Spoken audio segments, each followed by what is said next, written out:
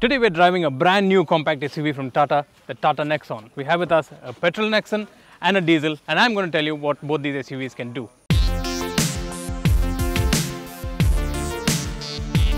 Before we get to how the Tata Nexon drives, let's just take a moment to look at its design. Up front, the familiar smiley face grille underlined by what Tata calls the humanity line. The headlamps are twin beam projector units with LED daytime running lamps.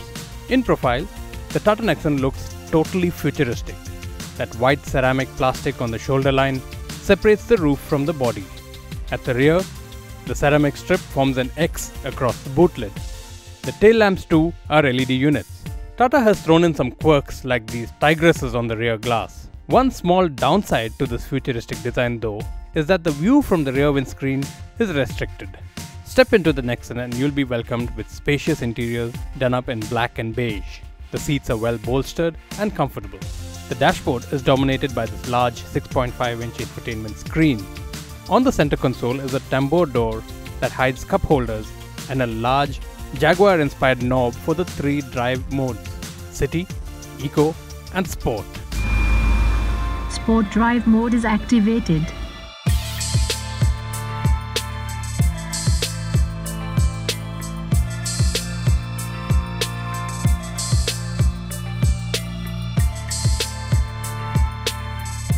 So right now I'm driving the petrol Tata Nexon, which is a 1.2 litre 3-cylinder turbocharged petrol engine which puts out 110 PS of power and 170 Newton meters of torque.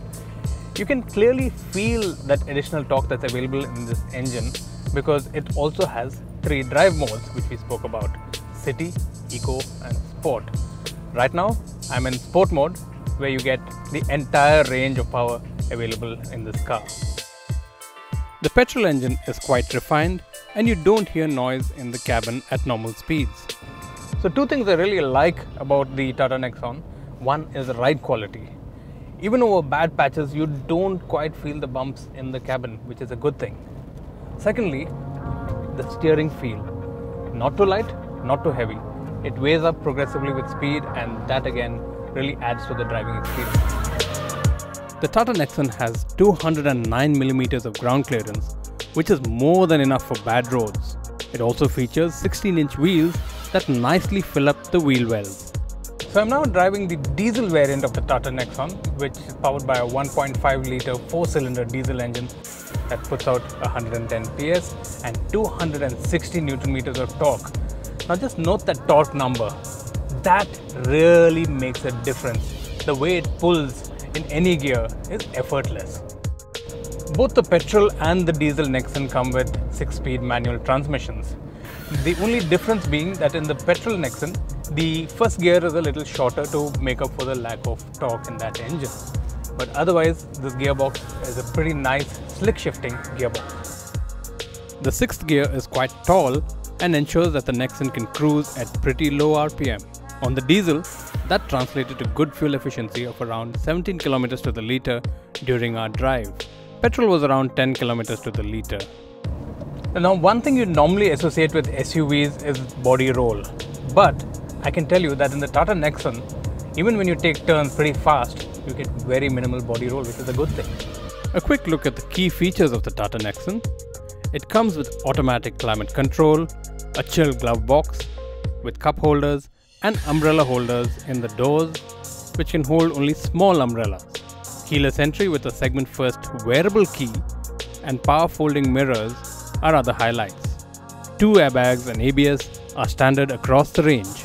The highlight of the Nexon is its 8-speaker Harman infotainment system. The sound quality is really good.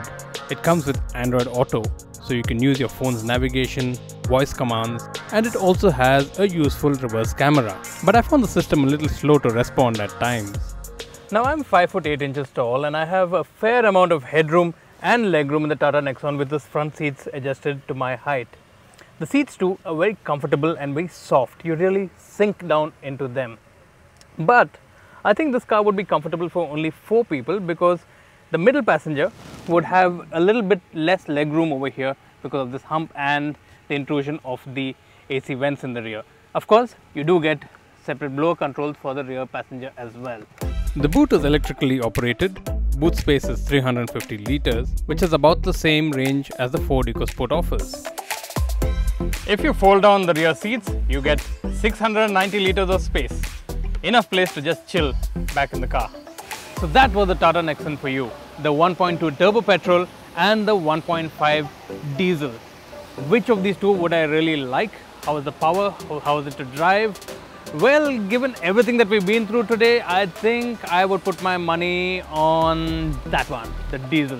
The petrol's good, don't get me wrong, but I just love that extra oomph that the diesel brings to it.